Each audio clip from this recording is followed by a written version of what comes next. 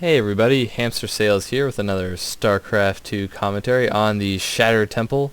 It is a Silver League game sent in to me by a viewer, a YouTube subscriber I believe. I forget his name, and spoiler alert, I actually did just watch this replay, so I was well aware of the red zerg player illusionist on the left hand side here, missing some of the minerals to start out with, not too big a deal. And Roberto here, the blue protoss player in the southern position. Not sure if he missed his minerals or not, but I actually recorded a whole commentary on this game without the sound on. Had some silly sound issue with Fraps and my computer, but that is all ironed out now, obviously, and I can provide this commentary with maybe a little bit of foresight. Maybe that makes it a better commentary. I don't know. Maybe I'll start watching all my games beforehand. Either way, I'll let you know. I won't pretend to know what's going on without the gift of foresight. The red zerg player illusionist scouting his opponent. I don't recall if I checked this last game. Let's see if he pulls back the overlord before his opponent can see it. That is a good trick to learn as a zerg player.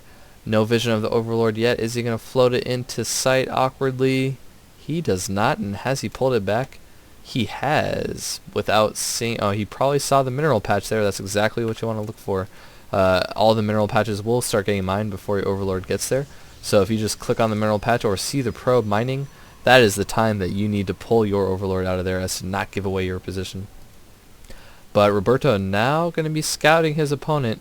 A little fishy to me that he went to the right here and then decided to go cross positions. Maybe that's just something you see in Silver League. I doubt either player is hacking, of course. And Roberto going to get the scout on his opponent here.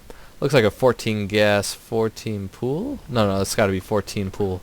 14 gas, as the gas is just now finishing when the spawning pool is well over half done. So that is some kind of 14 pool into gas build, I'm sure. Now on 16 supply for the zerg player. Would be a pretty good time to expand. He now has 300 minerals. Not sure what he intends to do with that money. Certainly going to make it queen.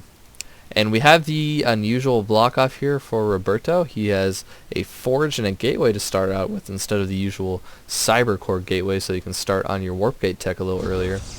It would make sense if he's going to cannon his opponent, but that is not something he does in this game. I think he does throw down a proxy pylon down here. Spoiler alert. I'll try not to do that too much throughout the course of this game. He is instead using that forge to get some early defense, which is a little strange, because really all you need is a wall off with a little bit of open space, and you can plug that up with a zealot. So a little too cautionary, I think, there from Roberto. Don't need this early defense, because any kind of bust coming from the zerg player is going to come much later. And fending off 6 zerglings can be done with a single zealot and a choke here on the ramp. So that's something Roberto, I think, could learn from if he happens to see this game, or if he was the one who sent it to me. I cannot remember. Both times that I've done this commentary, I just straight up opened the replay without looking at who sent it to me. So I apologize for that. I like to give a shout out at the end of the game usually to the person who sent it to me. But I will look it up and maybe put it in the description of the video. Or often the person who sends in the video makes a comment later. That's always very cool. And we do have the very standard 4 zerglings out for illusionist. Good to use these to scout. Oh, he's now got 6 lings. I don't like really making more than 4 lings at the early part of the game unless you intend to do something violent with them. So unless he really wants to get these rocks down or search for pylons, which he's not doing, or sneaky probes hidden in this cool little nook here on Shattered Temple, I think it's too many lings. Unless you see some kind of aggression going out. And you would see that aggression with one of your early lings that you could post up right here. Like to see him do that with one of his lings. And maybe stick one on the watchtower. That sneaky probe runs in, and not so sneaky gets completely murdered by the defending zerglings and queen. Those lings now moving out across the map. Like to see him leave one at the watchtower here and send additional out to scout the natural here, and maybe for some kind of hidden third, and maybe go look for pylons. But a good amount of drones being produced also. I've neglected the production tab. Let's get that back up here. A creep tumor and a drone. Very exciting stuff. A gateway and warp gate technology and a zealot for the protoss player. Not currently chrono boosting the warp gate tech. I think that's something pretty standard for protoss players to do. There he goes. That should finish it up with that warp. It usually takes like, I think maybe as many as 4 chrono boosts, maybe 5 chrono boosts to finish warp gate. So that should finish off the technology nicely there without too much wasted chrono boost. Oh yeah, just about perfect. And he's going to be able to warp stuff out of his complete wall in here, which is kind of a strange wall in. I don't know why he does this, especially given what I know what happens, given that I know what happens later in the game. But yeah, maybe he's had some really mean things happen to him from Zerg early in the game. Some kind of strange 12 Zergling wall bust down or something, I don't know. Or maybe a more standard Baneling bust. But regardless, he's a little over defended here, now able to warp units outside of his gate though. Outside of his little wall here with the warp gates rather. And yeah, selecting them and getting aggressive, moving out across the map. 6 little Zerglings here. Gonna see this coming with plenty of time, so it should probably retreat from the superior force. That's gonna run into a ton of roaches here. No, they're instead actually gonna pick off this overlord first, which is great, and get some free Zergling kills. Zerglings not being microed in the least, get completely sliced and shot to pieces, and a free overlord kill for Roberto there. A nice little pickup. He's gonna run into the creep spread here of illusionists though, and these super fast roaches in greater numbers are going to be able to pick apart this little gateway force. We do have additional forces warping in though from Roberto. Still don't think it's going to be enough, especially with these reinforcing roaches. Going to completely clean this attack up, I believe here. And yeah, that's exactly what happens. Same thing happened the last time I watched this. Couldn't quite remember, but illusionist completely destroying this initial attack from Roberto.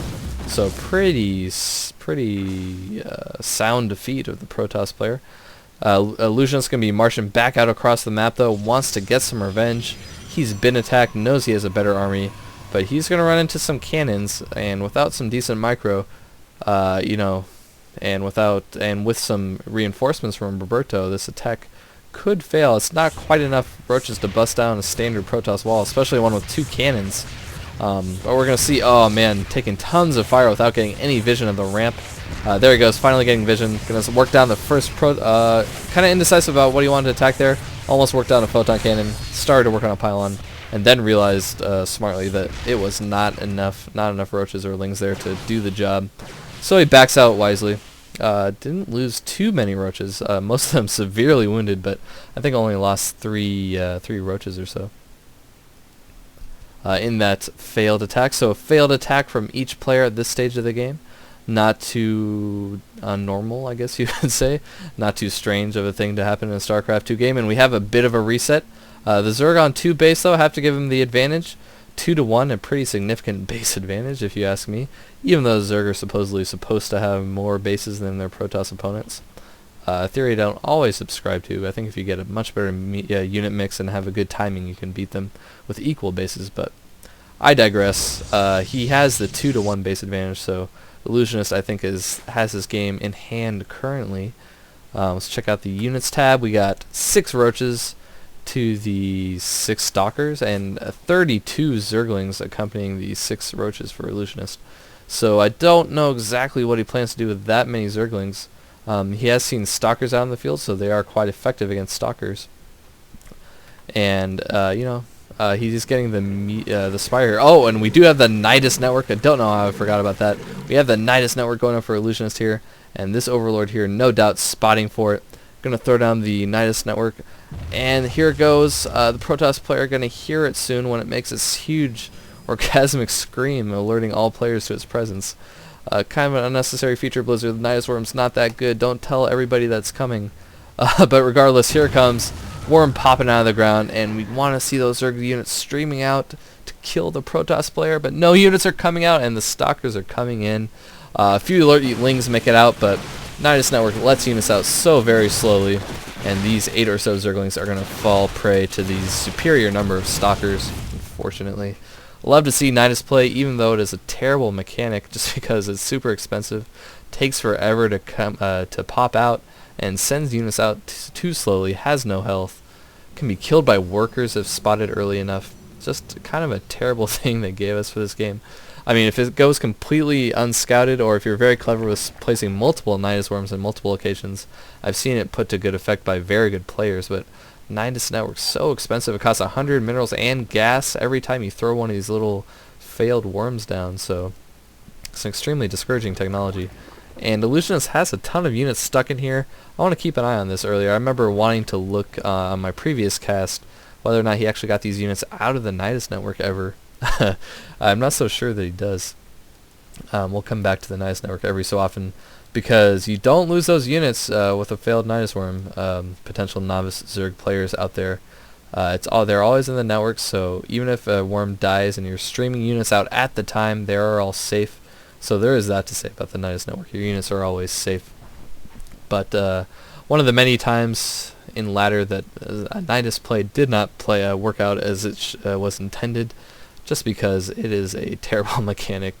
Costs tons of money, has no life, and takes forever to get Zerglings especially out. They stream out once every maybe quarter second, so Zergling can easily be met by a superior force inside an opponent's base, like the Stalker force or Roberto, able to easily clean up those Nidus Zerglings.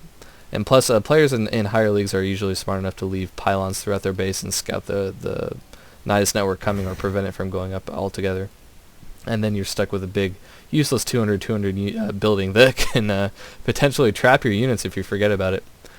He also has this thing rallied to this third base for some reason. Not sure why he's doing that. I never figured it out in the previous game either. Previous time I casted this game, rather. You'll excuse my wackiness. It's really late right now, and it's been a long time since I cast a game. But Illusionist has some nice creep spread out across the middle of the map. I'll leave it up to your imagination what this creep spread looks like on the minimap, or at least it always looks like it, a certain something to me. I'll not be too juvenile and continue with that line of thought. And Illusionist switching up to Mutalisk, getting some mutas. This is something I like in PvZ. It's a little underused, I think, at the higher leagues. Zergs kind of consider Mutalisk more for Terran players, but especially after the recent Infestor nerf, which was kind of silly by Blizzard, Zerg have been playing around with Mutalisk against Protoss. It's something that I really like that can be relatively cost-effective against Stalkers, the main form of anti-air for Protoss. They lose in equal cost to Phoenix, but Protoss almost never get enough Phoenix to kill a huge flock of Mutalisks. So they can be an extremely effective harassing unit for that reason. Of course, the best anti-air Protoss has against Mutalisk is going to be things like Archons, High Templars storming them. And but otherwise, I mean, Stalkers aren't that great against Mutalisk, especially if you maneuver into a decent firing arc against them. So this is an interesting strat from Illusionist. It's something I've been using to pretty good effect against Protoss if the game gets to the mid and late game. Besides the Roach-Ling all-ins I like to do against Protoss that often prevent the mid game altogether. I actually want to make a video about that. I got into a bit of a discussion on the Team Liquid forum, so I want to create a little video for players around my level who are thinking about ways to deal with Forge Fast Expand. I really like Roach-Ling all-ins against the Forge Fast Expand. But that's another video for another time. Roberto is amassing a humongous army of Stalkers, which could be potentially devastating to the Mutalisk count of Illusionist with a Z. Currently 34 Stalkers against 19 Mutalisks and 3 Corruptors. Are we going to see a Hive and Greater Spire? Not yet for those units. I assume that's what Illusionist wants out of these Corruptors, even though I actually know. But I mean, honestly, why would you make Corruptors against a Protoss when you've seen no Colossi, except to turn them into Broodlords? So an ever-growing Air Force here for Illusionist. And he's up to 19 Muta. Really would like to see him running around the map with these. You want to keep your mobile units like Mutalisks and Zerglings moving and doing things and breaking down rocks. You can break down the back rocks for your opponent's base right here. So if they're ever able to expand to this third, it's very easily attacked by ground. And of course your Mutalisk can swing around all the time, try to get free probe kills. But Illusionist, as a Silver League player, not quite used maybe to keeping those units moving and making the best use out of their harassment potential. But that's okay, we all gotta start somewhere. It's pretty much like me in Brood War. I was, I had no advanced technique whatsoever. I was very slow in doing certain things like that. But yeah, we do have him making good use of these Zerglings, at least taking down the rocks ever so slowly. He doesn't have too many Zerglings out on the field. Looks like he's got 23 total. Are many of them still stuck in the Nidus? Yeah, lots of units still stuck in the Nidus network. Don't ever let this happen to you. Don't forget about the units that you stuck into a Nidus network. Even if the attack failed, get them out of there and put them into your general army. Illusionists may be unfamiliar with the mechanics of the Nidus network, but that's okay. He has a nice flock of mutalisks. They're getting completely spotted by this observer here, but beside that, we have an interesting matchup working out here. It's the kind of best case scenario for at least a protoss who is kind of addicted to gateway tech for some reason. He has a ton of anti-air against the largely Air Force composition for Illusionist, so it could work out very well for him. Although that muta count is getting absurdly high with 28 mutas, you can do some very cool things with harass, hit and run, and even fight fairly cost effectively against stalkers. The reason, of course, is that mutas can stack upon one another and very easily focus fire units down, and it will always be firing, whereas stalkers, who are, of course, very good one-on-one against a single muta, a stalker will win. Although not by that much, but one-on-one a single stalker will win against a muta, but air units can clump upon one another, and when they start firing, they will continually be firing, while many of the stalkers will be running around trying to figure out places to fire, and their focus fire without micro will generally be worse than that of the mutalisks. And their DPS I don't actually know. I don't really want to do the math right now, but their DPS against muta is going to be a bit inferior. Just because of how the firing arcs work, and the fact that the air units, yeah, like I already said, clump upon one another. And he now has 35 muta to 45 stalkers. This is when mutalisks start becoming pretty effective, although I think he has some stuck out across the map and not in his main group. So want to see those put in the same control group so they could be used most effectively against the potential stalker attack to come, or in the potential mutalisk attack against the protoss base to come. Both players not electing to move out, still thinking about their army compositions. The Zerg player almost maxed out at 184, and oh, we got a ton of banelings morphing in the middle of the map here. So this could be cool. He could use it to bust down his opponent's wall here, or do some serious economic damage.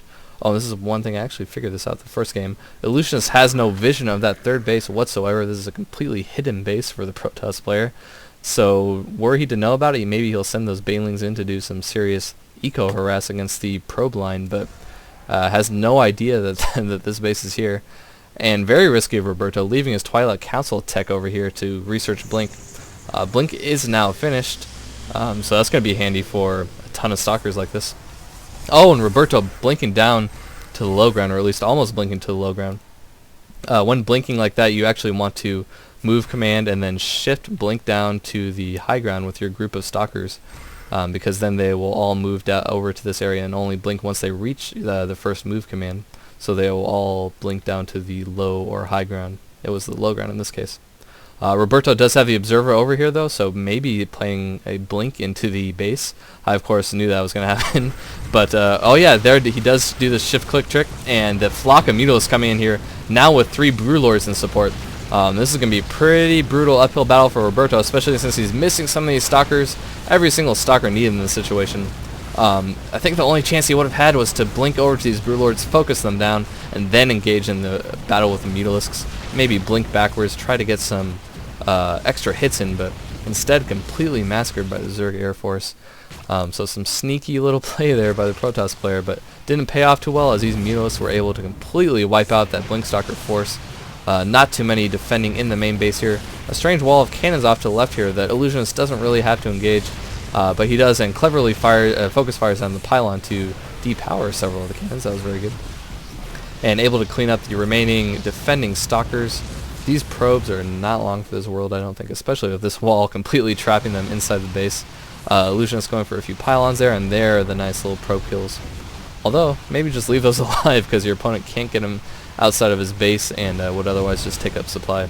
But that's hard to think about when you have a flock of mutalisks ready to kill probes. You're always just going to kill those probes, let's be honest. And what do we have here at the secret base for Roberto? He's trying to get some Stargates up, trying to muster up some proper defense against this mutalisk onslaught. And he's going to need something against the Broodlords as well, although they're kind of just chilling back at base here. But the flock of mutalisks here for Illusionists, taking out and depowering every single building for the Protoss player. There's got to be a better way to sound that. Depowering sounds horrible.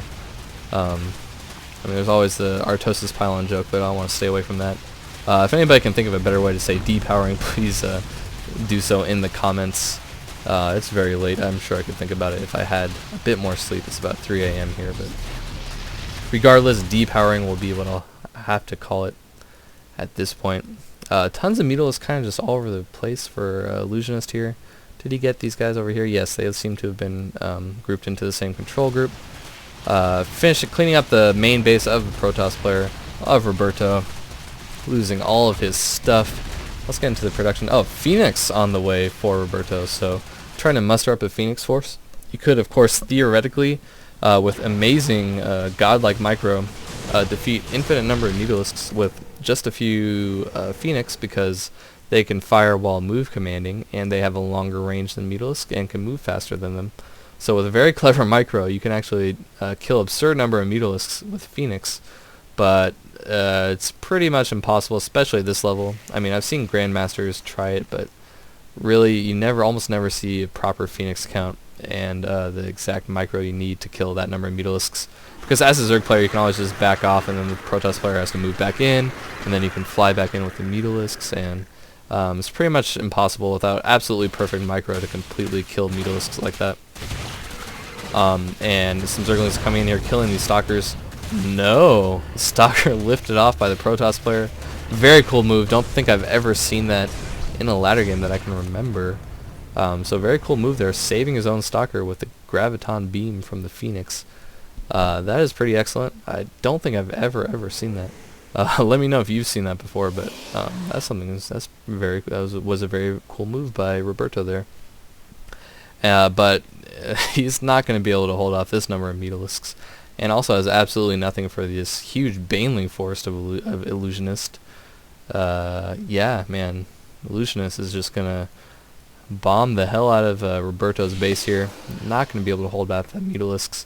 Not so sure Roberto even knows about the Phoenix trick, that you can micro them forever against Mutalisks. We're going to have to see here. The Phoenix are definitely his only hope.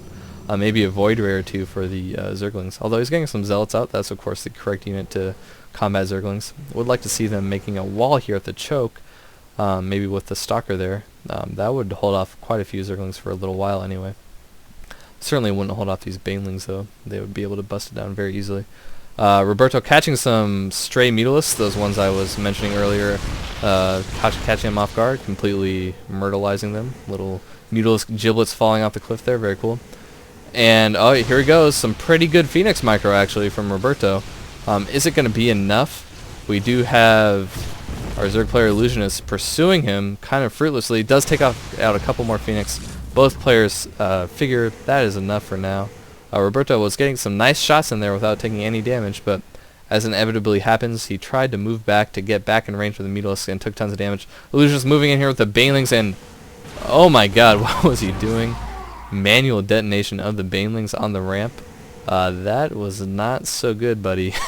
Roberto seeing the mistake as well. No reason to manually detonate Banelings there. Illusionist taking it in stride though. And completely massacring his opponent's Phoenix. That's exactly what you want to do right after your opponent BMs you, is completely blow up all their shit. So great job there, fellow Zerg player Illusionist. Looks like he's going to take the game. GG from Roberto after the slight BM. And that's going to be all she wrote. Yeah, there's the end of the game. So thanks a lot for listening. It was my first commentary in a while. I just did it after commentating it, but had no sound. It was very disheartening, so I apologize if my voice was a little rough. It's also very late, but I hope to get back to many more StarCraft 2 commentaries. As you might have seen also, I did a few Diablo 3 skill calculator videos. Those are very fun to make, so check those out if you haven't yet. Really big fan of Diablo 2, so I might be doing additional Diablo 3 stuff. I'm getting into some other games on Steam too, so I might cast some of those, maybe some Team Fortress. I'm really terrible at that game though, so I don't know if any of that would be worth casting. But regardless, look forward to more casting of replays especially, and maybe some more Diablo 3 stuff, and yeah, thanks for listening.